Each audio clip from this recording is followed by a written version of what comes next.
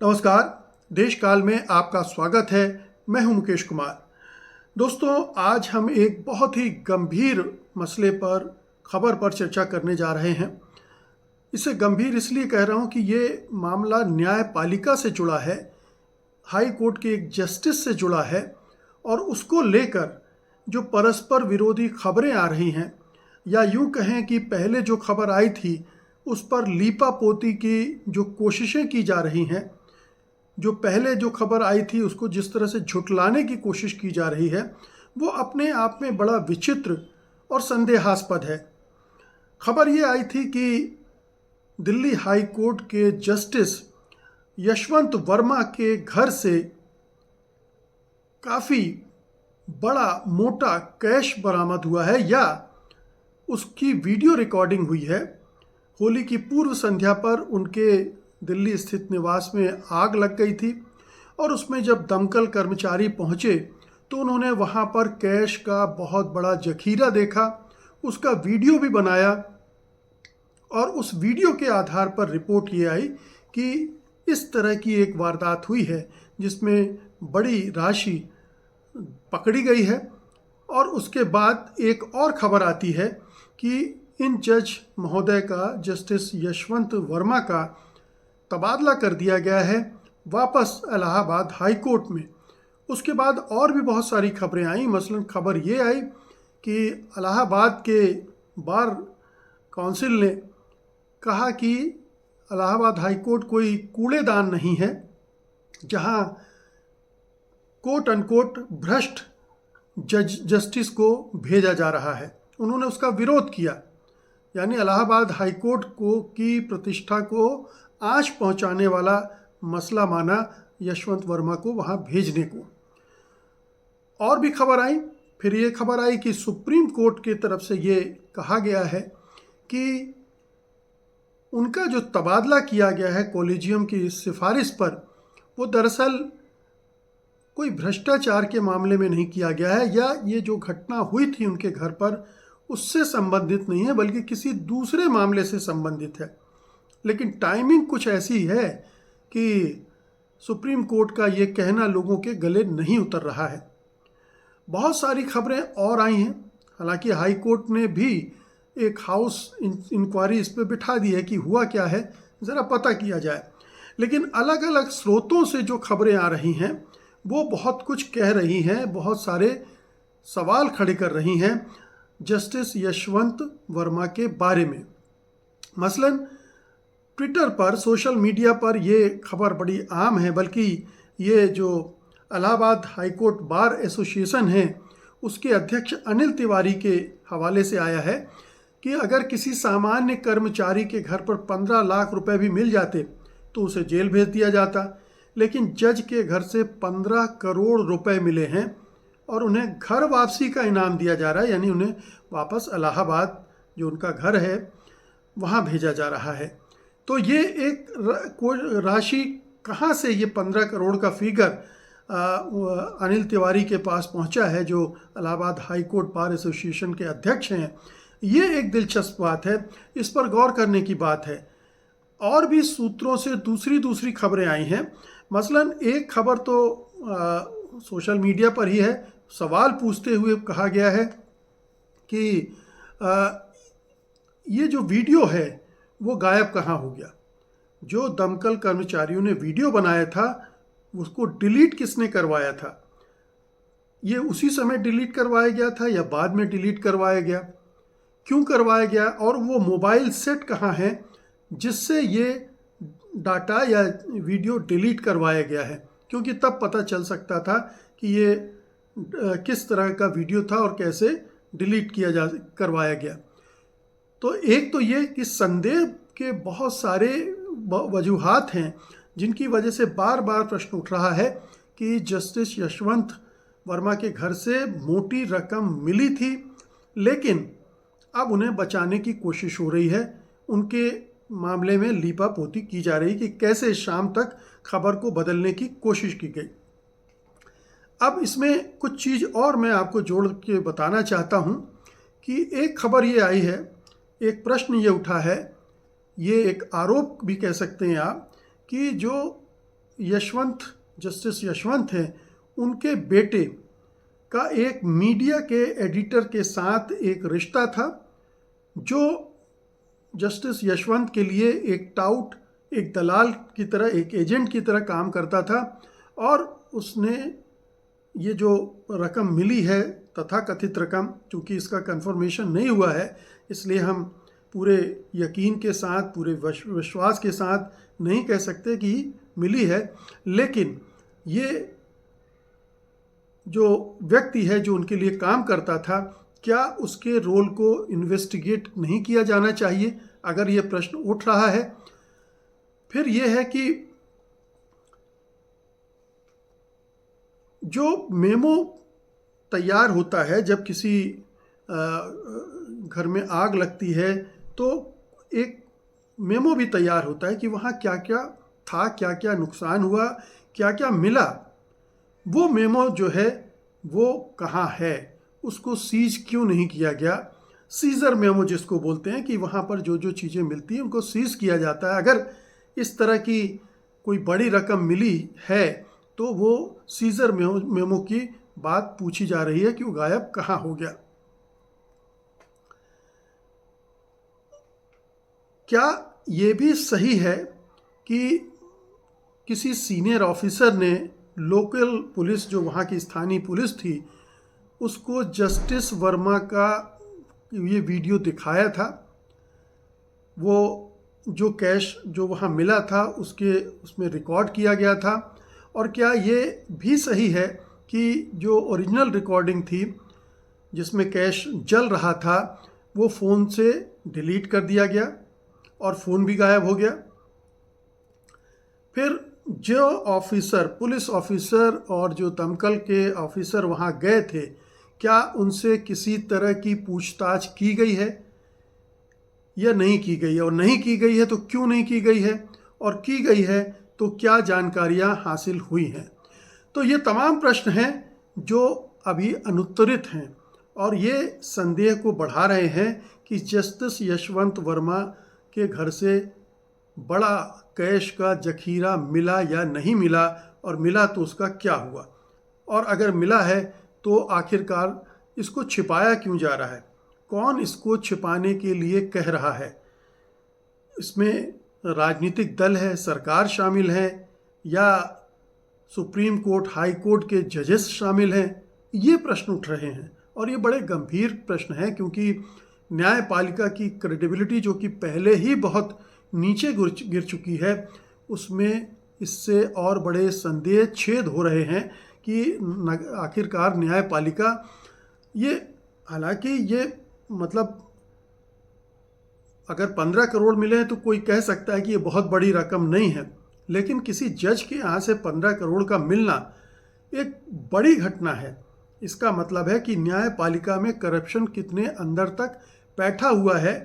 और हालांकि हम सब जानते हैं कि न्यायपालिका भी उतनी ही करप्ट है जितनी हमारे पॉलिटिशियन करप्ट हैं, जितनी हमारी एग्जीक्यूटिव या नौकरशाही करप्ट है, या दूसरे तंत्र के हिस्से करप्ट हैं।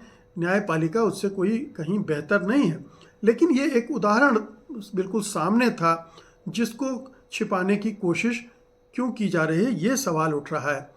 देखिए, हाल के 3 जजमेंट को आप देखें अगर एक एक करके, एक तो जिसका जिक्र या जिस पर बातचीत अभी तक हमने की है, 2 और जजमेंट हाल में ही, मतलब 2 और मामले आए हैं जिन पर गौर करना चाहिए। वो पूरे न्यायपालिका की सेहत को बयान कर देते हैं।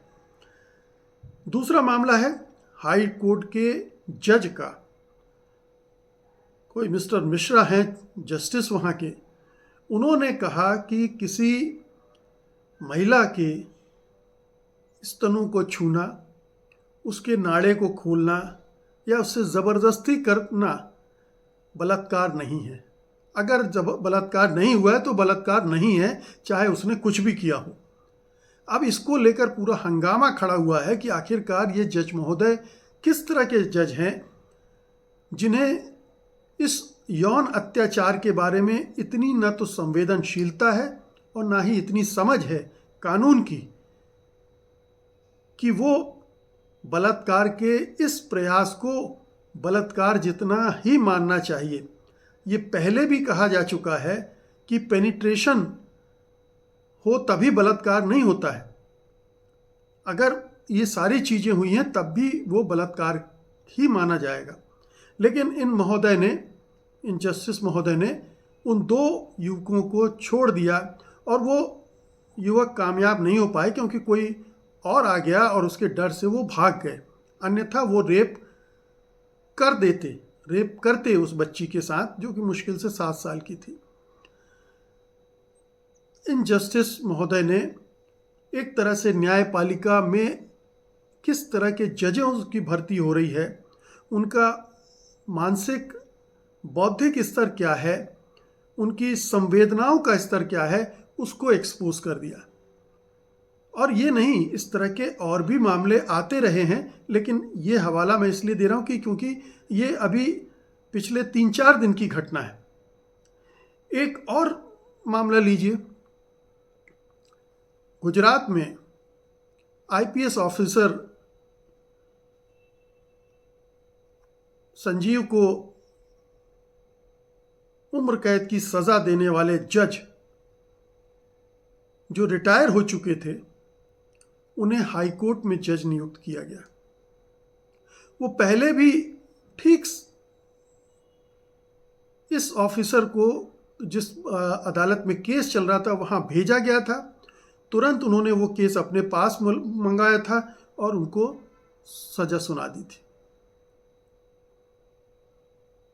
तो आप देखिए, एक तीसरा मामला है जिसमें किस तरह से सत्ता ने एक जज को इस्तेमाल किया, अपने एक ऐसे पुलिस ऑफिसर का जो कि ईमानदार था, एक कोई बहुत पुराना कोई आरोप था, उसको निकाल कर उनको जेल भेज दिया गया, संजीव भट्ट को।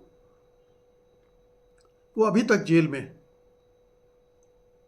और उनको पुरस्कार के रूप में अब हाई कोर्ट में जज बना दिया गया। ये 3 तरह के मामले हैं। करप्शन ही है एक तरह का, एक में विशुद्ध धन का करप्शन है, दूसरे में सत्ता का करप्शन है और तीसरे में दिमागी करप्शन है जो कि ठीक ढंग से काम नहीं कर पा रहा है। इसमें एक बात और जोड़नी चाहिए। जिस तरह से गुजरात की जुडिशरी के बारे में देश भर में ये धारणा बन गई कि गुजरात में न्याय मिलना संभव नहीं है, वो उसका पूरा राजनीतिकरण हो गया है। उसमें जहाँ भी राहुल गांधी का केस आप जानते ही हैं, किस तरह से उनकी सदस्यता चली गई थी, फिर वो तो सुप्रीम कोर्ट की वजह से बहाल हुई थी।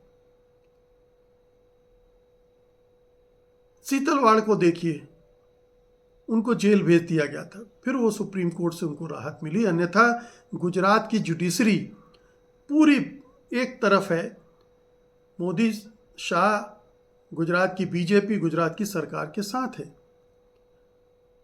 ये एक न्यायपालिका का हाल है। अब आइए आप उत्तर प्रदेश में। उत्तर प्रदेश के इलाहाबाद हाई कोर्ट से ऐसे ऐसे फैसले आ रहे हैं जो कि चौंकाते भी हैं, डराते भी हैं कि आखिरकार क्या उच्चतम न्यायालय राज्य सरकार के साथ मिलकर या राज्य सरकार के पक्ष में इतना झुक सकता है क्या। और आपको याद होगा कि जस्टिस शेखर यादव जो कि विश्व हिंदू परिषद के एक कार्यक्रम में गए थे, उन्होंने वहाँ हेट स्पीच दी थी, इस्लाम के बारे में गलत कमेंट किए थे, आपत्तिजनक कमेंट किए थे। उनको दिल्ली बुलाकर सुप्रीम कोर्ट के कॉलेजियम ने पूछताछ की थी, उनके खिलाफ संसद में महाभियोग प्रस्ताव का नोटिस दिया गया था। वो शेखर यादव अभी भी जस्टिस बने हुए हैं। तो इन जस्टिस शेखर यादव की निष्ठा कानून, संविधान से ज़्यादा एक पार्टी और एक पार्टी की विचारधारा में था। वो उस विचारधारा के साथ जुड़े हुए थे और सीना ठोक के कह रहे थे कि मैंने कुछ गलत नहीं किया। तो इतना बायस्ड आदमी अगर जुडिशरी में होगा तो वो क्या फैसले सुनाएगा, इसका अनुमान लगाना मुश्किल नहीं है। इलाहाबाद हाई कोर्ट में जो जजेस हैं उनकी क्वालिटी को लेकर सवाल उठ रहा है, उनके जो जजमेंट हैं उनकी गुणवत्ता को लेकर सवाल उठ रहा है। और ये बड़ा दुर्भाग्यपूर्ण है कि उत्तर प्रदेश जैसे विशाल राज्य में वहाँ की जुडिशरी, वहाँ के न्यायाधीश, जजेस इस तरह से संदेह के घेरे में आ जाएं कि लोगों को उनसे न्याय की अपेक्षा रखने में भी दिक्कत होने लगे। हालांकि दिल्ली हाई कोर्ट को लेकर भी इसी तरह के संदेह खड़े किए जाते हैं कि दिल्ली हाई कोर्ट से तो जो भी फैसले आएंगे वो सत्ता पक्ष के साथ ही जाएंगे। ये धारणा बनना, चाहे वो भ्रांत धारणा हो, चाहे आंशिक रूप से सत्य हो, लेकिन ये धारणाएं बनती हैं तो न्यायपालिका का जो इकबाल है वो गिरता है, उसकी प्रतिष्ठा गिरती है, उसकी मान्यता गिरती है। और समाज में अगर न्यायपालिका की मान्यता प्रतिष्ठा गिरती है तो अपराधियों के हौसले बढ़ते हैं, आम नागरिकों में नकारात्मकता पैदा होती है कि उन्हें कहीं न्याय नहीं मिलेगा। और ये बड़े पैमाने पर हो रहा है। न केवल आम आदमी बल्कि विपक्षी दलों के नेताओं को लगता है, और जो भी इस सरकार के खिलाफ खड़ा होता है, मोदी सरकार के खिलाफ, वो भी इसी तरह से फंस जाता है। यहाँ तक कि सुप्रीम कोर्ट तक में जिस तरह के फैसले पिछले 10-11 साल से आते रहे हैं उनको लेकर भी ये सवाल उठते रहते।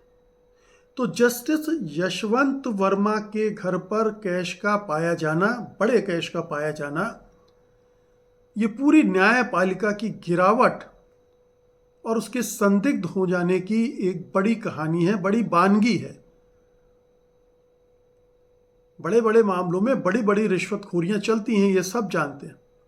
जजेस बिकते हैं, खरीदे जाते हैं, इससे भी कोई अनजाना नहीं है। लेकिन इस तरह से सामने आना सबूतों का और फिर उस पर पर्देदारी करना, और उस पर्देदारी में यहाँ तक कि न्यायपालिका भी शामिल हो जाए, तो इससे बड़ा दुर्भाग्यपूर्ण क्या होगा। लोग पूछ रहे हैं कि आखिरकार अगर ये घटना सही है, उनके घर से बड़ा कैश बरामद हुआ है या मिला है या देखा गया है, तो फिर उनका तबादला क्यों किया गया, उनको हटाया क्यों नहीं गया। ऐसे व्यक्ति को तो एक क्षण भी बर्दाश्त नहीं किया जाना चाहिए न्यायपालिका में। लेकिन उन्हें न केवल बर्दाश्त किया गया बल्कि उनके गृह नगर में भेज दिया गया, गृह प्रदेश में भेज दिया गया, और उनका वो जस्टिस बने रहेंगे। तो ये बहुत कुछ है जिसे न्यायपालिका को अभी साबित करना है। न्यायपालिका को विश्वास पैदा करना है आम लोगों में कि ऐसा कुछ हुआ नहीं है। यशवंत वर्मा ने के घर से पैसा बरामद नहीं हुआ है, ये साबित करना होगा। सिर्फ ये कहने से नहीं हो जाएगा कि उनका तबादला किसी दूसरी वजहों से हुआ है, या ये खबर प्रचारित करने से कि उनके घर से कोई मोटी रकम नहीं मिली है, बात नहीं बनेगी। लोगों के दिमागों में शक पैदा हो गया है, और ये शक तभी दूर होगा जब यकीनी तौर पर पुख्ता सबूतों के साथ बताया जाएगा कि ऐसा हुआ था या ऐसा नहीं हुआ है। बहुत बहुत शुक्रिया आपका, धन्यवाद, नमस्कार।